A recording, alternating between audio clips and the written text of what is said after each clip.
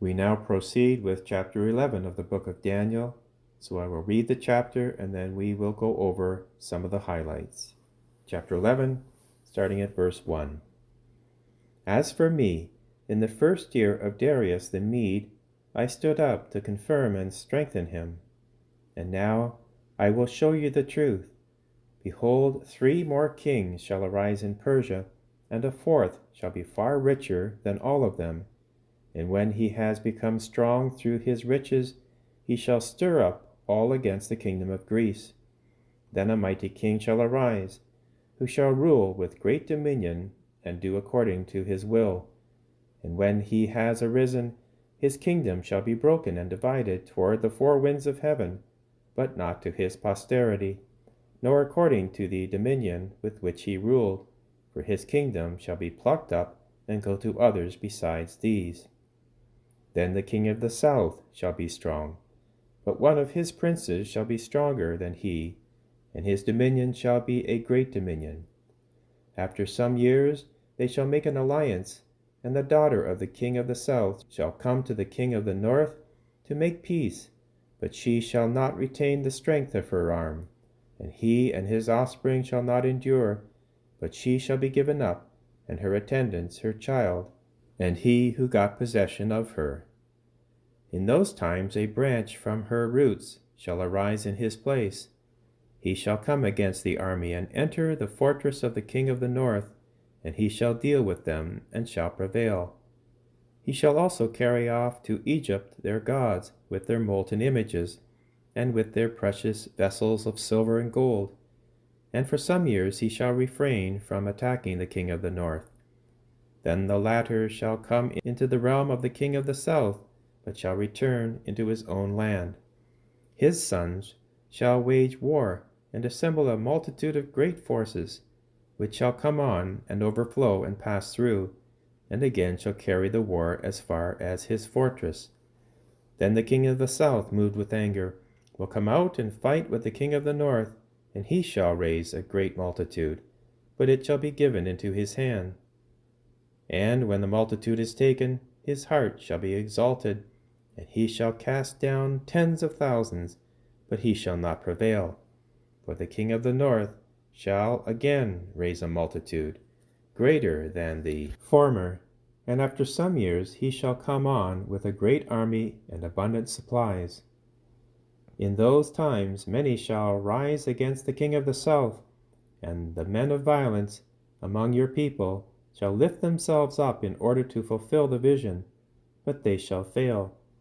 Then the king of the north shall come and throw up siege works, and take a well-fortified city, and the forces of the south shall not stand, or even his picked troops, for there shall be no strength to stand. But he who comes against him shall do according to his own will, and none shall stand before him, and he shall stand in the glorious land, and all of it shall be in his power. He shall set his face to come with the strength of his whole kingdom, and he shall bring terms of peace and perform them. He shall give him the daughter of women to destroy the kingdom, but shall not stand or be to his advantage. Afterwards he shall turn his face to the islands, and shall take many of them. But a commander shall put an end to his insolence. Indeed, he shall turn his insolence back upon him. Then he shall turn his face back toward the fortress of his own land, but he shall stumble and fall, and shall not be found. Then shall arise in his place one who shall send an exactor of tribute through the glory of the kingdom, but within a few days shall be broken, neither in anger nor in battle. In his place shall arise a contemptible person, whom royal majesty has not been given. He shall come in without warning, and obtain the kingdom by flatteries. Armies shall be utterly swept away before him and broken, and the prince of the covenant also. And from the time that an alliance is made with him, he shall act deceitfully, and he shall become strong with a small people. Without warning he shall come into the richest parts of the province, and he shall do what neither his fathers nor his fathers' fathers have done, scattering among them plunder, spoil, and goods. He shall devise plans against strongholds, but only for a time.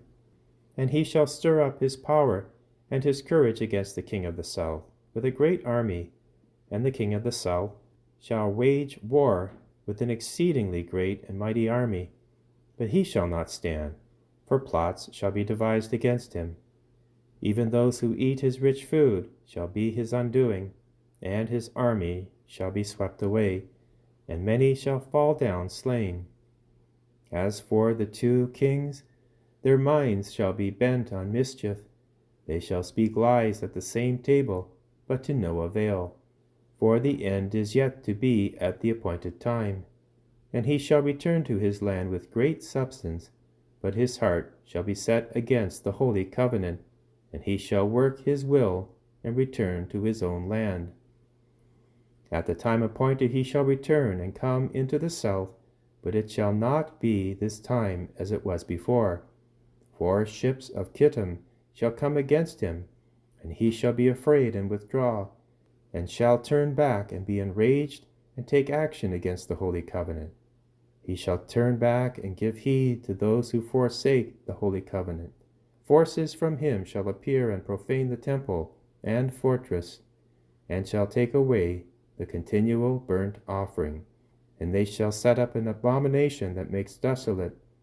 He shall seduce with flattery those who violate the covenant, but the people who know their God shall stand firm and take action, and those among the people who are wise shall make many understand, though they shall fall by sword and flame, by captivity and plunder for some days. When they fall, they shall receive a little help, and many shall join themselves to them with flattery, and some of those who are wise shall fall, to refine and to cleanse them, and to make them white, until the time of the end, for it is yet for the time appointed. And the king shall do according to his will. He shall exalt himself and magnify himself above every god, and shall speak astonishing things against the God of gods. He shall prosper till the indignation is accomplished, for what is determined shall be done. He shall give no heed to the God of his fathers, or to the one beloved by women.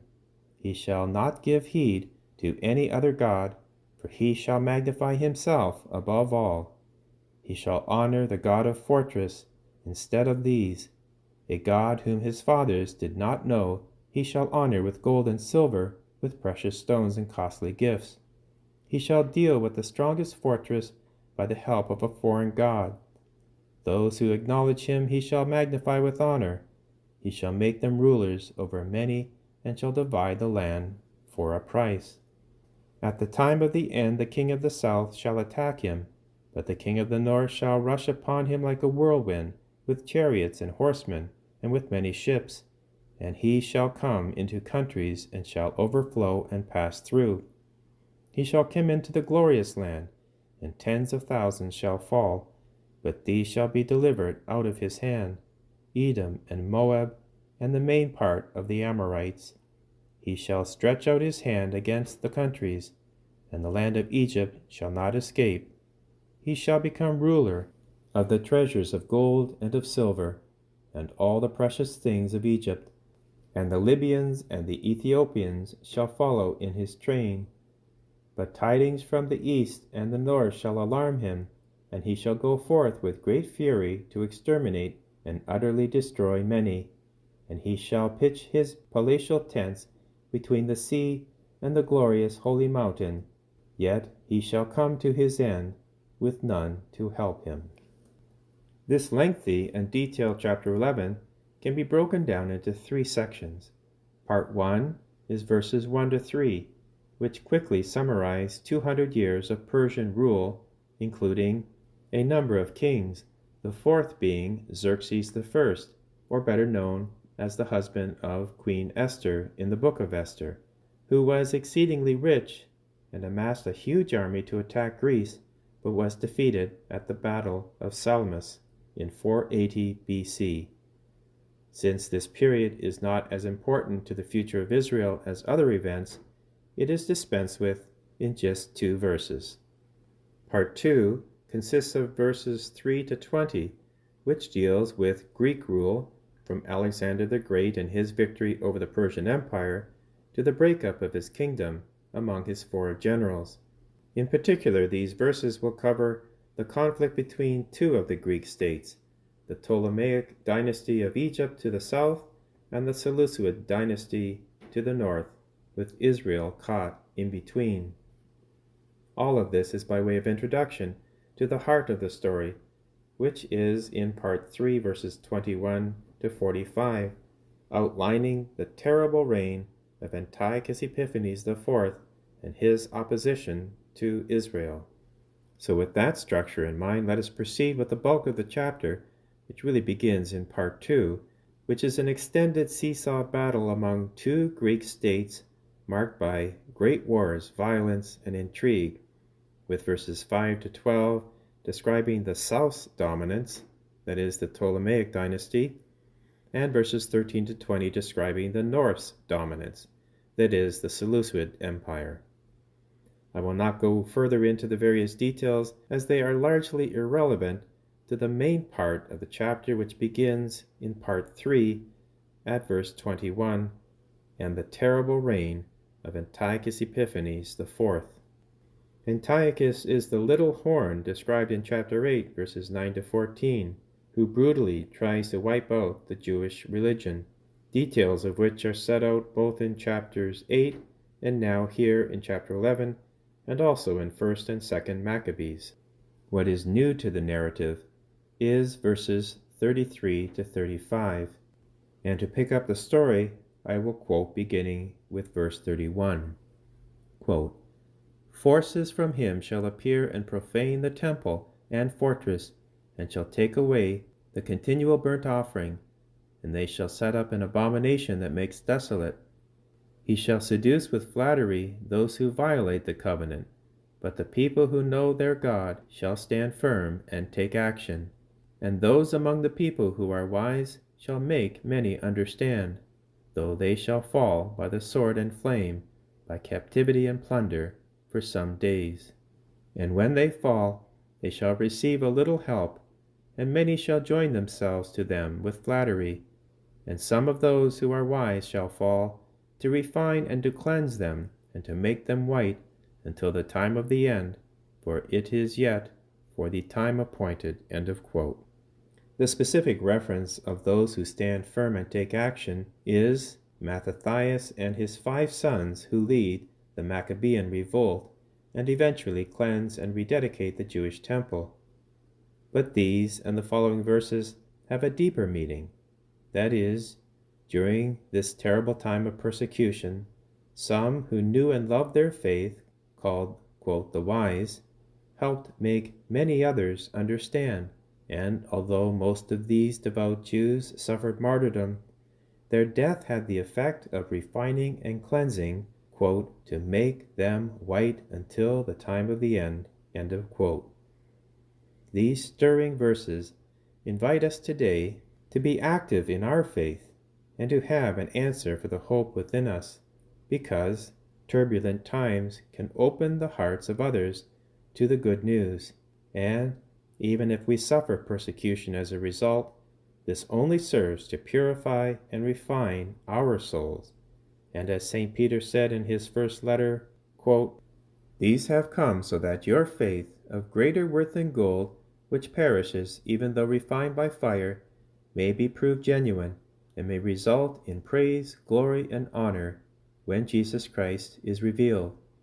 Though you have not seen him, you love him, and even though you do not see him now, you believe in him, and are filled with an inexpressible and glorious joy, for you are receiving the goal of your faith, the salvation of your souls." End of quote. The remainder of this chapter is notoriously difficult to interpret. Many scholars believe that verses 36 to 45 could refer to both Antiochus Epiphanes IV and a future Antichrist. In verse 36, great pride causes the figure to manifest himself above all other gods, and one is reminded of the passage in Isaiah chapter 14, verses 12 to 15, which details the fall of Lucifer. Quote, "How you have fallen from heaven, O morning star, son of the dawn! You have been cast down to the earth, you who once laid low the nations. You said in your heart, I will ascend to heaven. I will raise my throne above the stars of God. I will sit enthroned on the mount of assembly, on the utmost heights of the sacred mountain. I will ascend above the tops of the clouds. I will make myself like the Most High. But you are brought down to the grave, to the depths of the pit." End of quote. Verses 40 to 45 conclude chapter 11 by detailing a period of great suffering, violence, and destruction. If the vision and its interpretation were to end here, the conclusion of human history would be lost in hopeless despair. But, as we will see in chapter 12, there is great reason to hope. And now we proceed to read chapter 12, and I will give then a few comments of interpretation that brings this whole vision to a conclusion. Quote, "At that time shall arise Michael, the great prince who has charge of your people. And there shall be a time of trouble, such as never has been since there was a nation till that time. But at that time your people shall be delivered, every one whose name shall be found written in the book. And many of those who sleep in the dust of the earth shall awake, some to everlasting life, and some to shame and everlasting contempt. And those who are wise shall shine like the brightness of the firmament, and those who turn many to righteousness like the stars forever and ever. But you, Daniel, shut up the words and seal the book until the time of the end. Many shall run back and forth, and knowledge shall increase. Then I, Daniel, looked, and behold, two others stood, one on this bank of the stream, and one on that bank of the stream. And I said to the man clothed with linen, who was above the waters of the stream, How long shall it be till the end of these wonders? The man clothed in linen, who was above the waters of the stream, raised his right hand and his left toward heaven, and I heard him swear by him who lives forever that it would be for a time, 2 times, and half a time, and that when the shattering of the power of the holy people comes to an end, all these things would be accomplished. I heard, but I did not understand. Then I said, O my Lord, what shall be the issue of these things? He said, Go on your way, Daniel, for the words are shut up and sealed until the time of the end. Many shall purify themselves and make themselves white and be refined, but the wicked shall do wickedly, and none of the wicked shall understand, but those who are wise shall understand. And from the time that the continual burnt offering is taken away, and the abomination that makes desolate is set up, there shall be 1,290 days. Blessed is he who waits and comes to the 1,335 days. But go your way till the end, and you shall rest, and shall stand in your allotted place at the end of the days. Chapter 12 brings the interpretation of this final vision to a conclusion. Verse 1 opens with the words, quote, "at that time," end of quote, and in conjunction with chapter 11, verse 40, quote, "at the time of the end," end of quote, causes scholars to speculate that the death of Antiochus Epiphanes IV is being referred to, but also the future end time, especially since chapter 12, verse 2 introduces the important theme of the resurrection of the dead. Quote, "And many of those who sleep in the dust of the earth shall awake, some to everlasting life, and some to shame and everlasting contempt." End of quote. Here we have stated for the first time in the Old Testament a specific teaching on the general resurrection of both the righteous and the damned. Previous to this, Judaism maintained that one would be rewarded for a righteous life by seeing one's children and one's children's children to the 4th generation, or that the resurrection more generally meant the future restoration of the Jewish nation as a whole. There was also the possibility of bodily resurrection for martyrs. In, for example, 2 Maccabees, with the story of a mother and her 7 sons who suffered torture and death rather than sin against the covenant, in the belief that God would raise them up bodily to live again forever. But in Daniel chapter 12, verses 2 and 3, a double resurrection to eternal reward or punishment is in view. The reward for the righteous is to shine like the brightness of the firmament and like the stars, which in other Old Testament contexts like Judges chapter 5 verse 20 and Job verse 38 verse 7 means to be in the company of celestial beings. To the damned, the punishment is eternal shame and contempt. At the heart of this great revelation is Michael, the warrior archangel, who battled the prince of Persia and Greece in chapter 10, and who, according to chapter 12, verse 1, has charge over God's people. Perhaps this is why we have the famous St. Michael prayer, which states, St. Michael the archangel, defend us in battle. Be our protection against the wickedness and snares of the devil. May God rebuke him, we humbly pray. And do thou, O Prince of the heavenly host, by the power of God, cast into hell Satan and all evil spirits who wander through the world for the ruin of souls. Amen. The unnamed angel in verse 10 reiterates what shall separate the wise and the wicked in terms of judgment. Quote, Many shall purify themselves and make themselves white and be refined, but the wicked shall do wickedly, and none of the wicked shall understand, but those who are wise shall understand. End of quote. To purify points to suffering and martyrdom in the context of the story, again referencing God's providential bringing of good out of evil. In the New Testament and Christian tradition, much will be made of the importance of suffering to sanctification. The quintessential reference is to Jesus himself, as stated in Hebrews chapter 5, verse 8, quote, Although he was a son, he learned obedience from what he suffered, and once made perfect has become the source of eternal salvation for all who obey him, and was designated by God to be high priest in the order of Melchizedek. End of quote.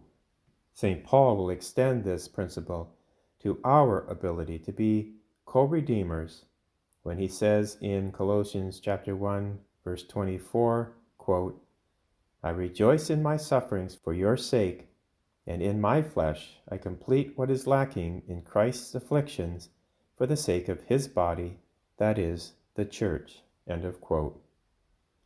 In the concluding verse, the angel advises Daniel to go on his way till the end, when he can rest and stand in his allotted place at the end of the days. To stand here means to be resurrected.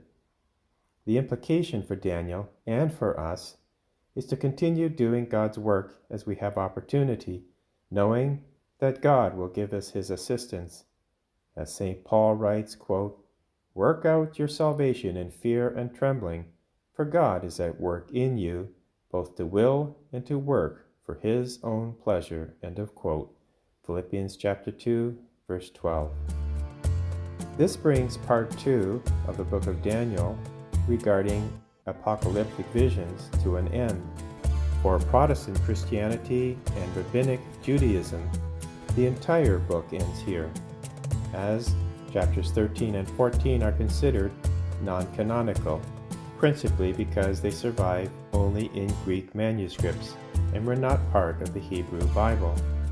However, for Catholics, the Council of Trent considered these chapters fully inspired, and so we will proceed to examine both chapters.